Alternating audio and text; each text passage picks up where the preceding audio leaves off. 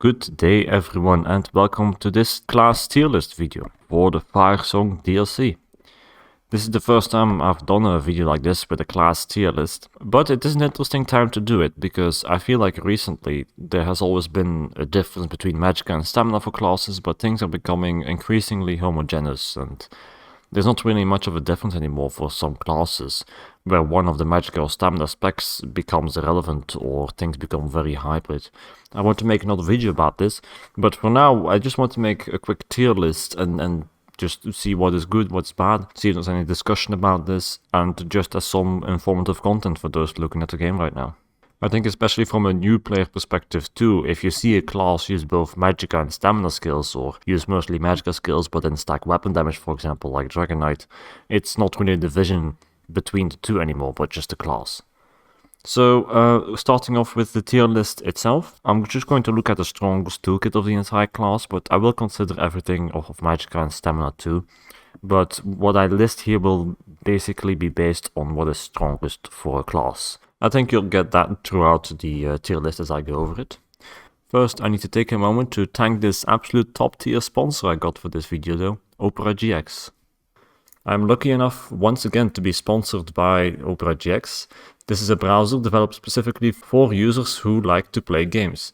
I've done sponsorships for them before on this channel and I use this browser on a daily basis myself, so I'm glad that they were up for another sponsor like this. Firstly, there's something that I haven't shown before, the GX profiles.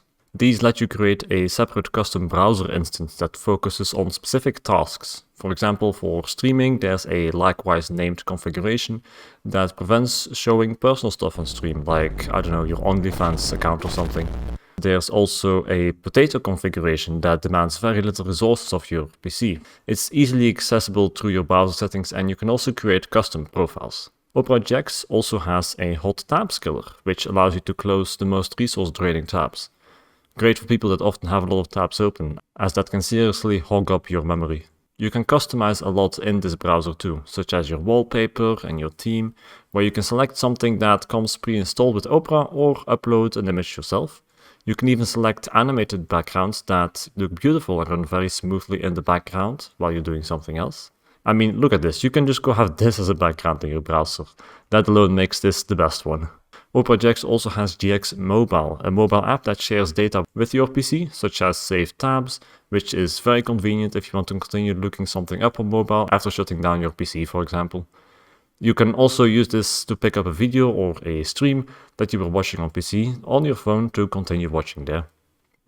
Opera GX has many other benefits as well, but in general I really recommend trying out this browser using the link in the description.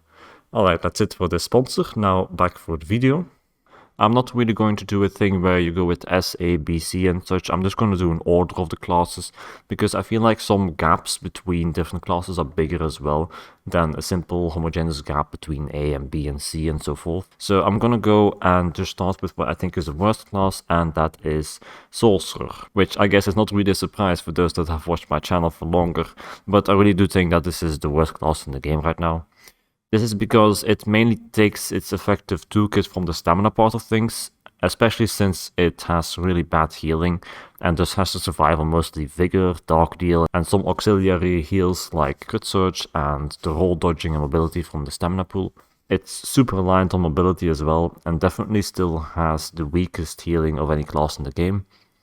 Its offense can be a bit better than that. Thing is, for this you have to look at the stamina part of things again, and then still mostly at weapon skills and proc sets like Master Dual Wield and Way of Fire, to just name a few. With those it can be strong in terms of damage, but the fact is that the class mostly serves as a utility toolkit, and that makes it the worst in the game, in my opinion. Arguably the only decent core damage skill it uses is Haunting Curse as well, which still hits weaker than other burst abilities from other classes. Summed up, using the right weapon skills and sets on a stamina spec, Sorcerer can be pretty decent, but the fact is that its own core skills for healing and damage are so bad, and that brings this class down to the worst in the game, in my opinion. And don't even get me started on shields. I also have several rant videos on Magicka Sorcerer as well specifically. I'll put it in the description in case you want to see it, but even when you do consider Stamswalk as well, which can be a lot stronger, I still do think that it does not really compare to other classes in terms of strength.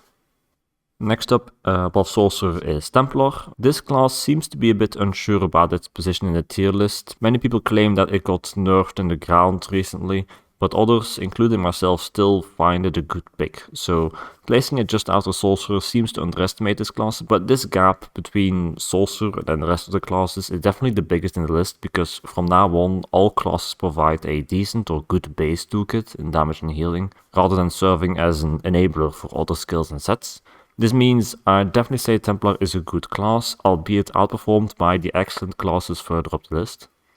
It gets virtually all its strength from the magical part of its toolkit, a complete opposite from Sorcerer for example. It has a good burst heal, excellent to good HOTS, but with the note that they are mostly ground based. It also has decent damage, although the latter has been nerfed a bit as of late.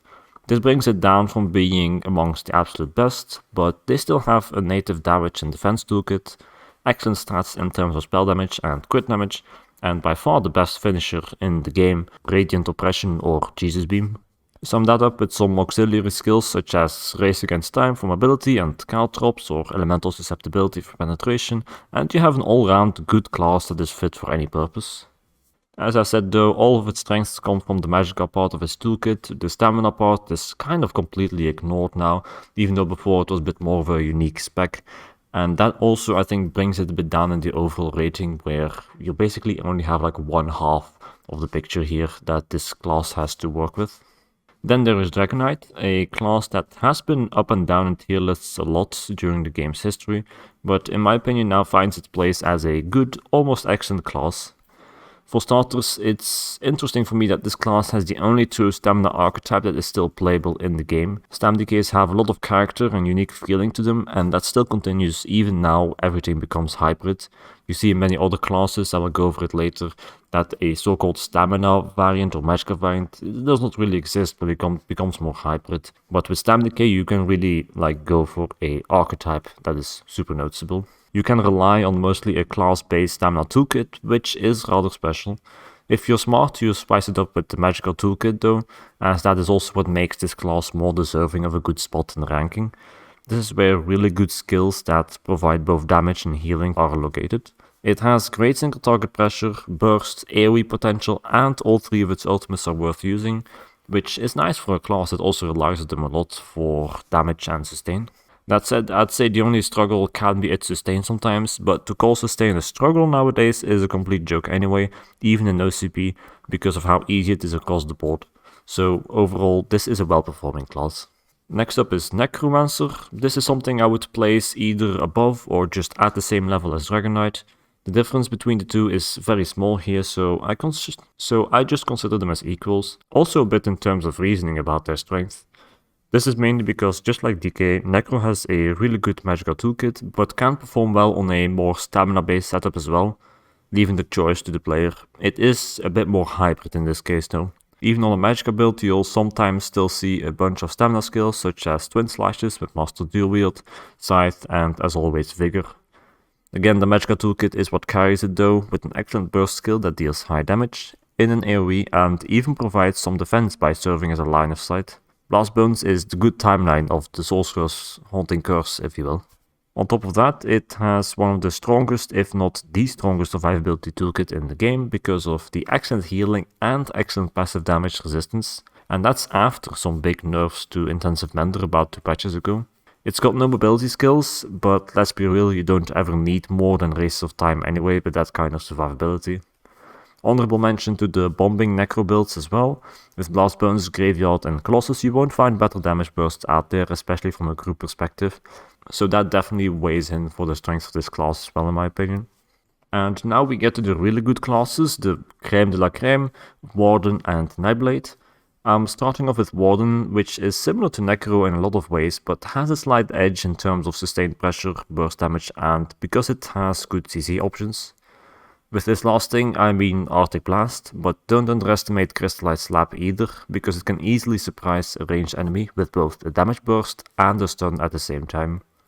The rest of its offensive toolkit is strong as well, what with having a burst skill that gives increased damage on the second explosion, and not only provides minor but also major reach.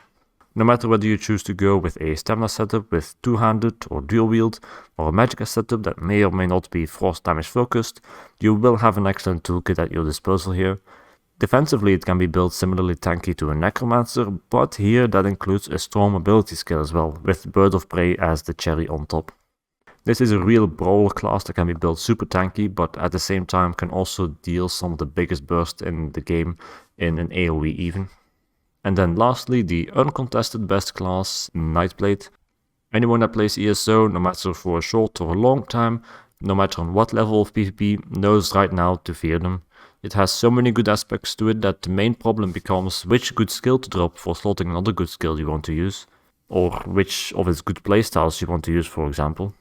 It's the most versatile class now, and it has a good toolkit for all playstyles. Its damage is the easiest to notice, with it not only having huge burst with Assassin's Will, and either Incapacitating Strike or Soul Feather, but also an insanely good spammable on both morphs. Simply compare the effect of either having a guaranteed crit on a crit based class or a flat out 10% damage buff to all sources. This choice between a sack of silver and a sack of gold is resonated through the entire toolkit, and that includes survivability as well. Not only does it have healing that allows it to brawl with ease alongside Wardens and Necros, it also has an entire good mobility toolkit. Shade, Cloak and the occasional roll dodge are enough to get out of any situation, and the unseen fast movement also allows you to catch anyone off guard.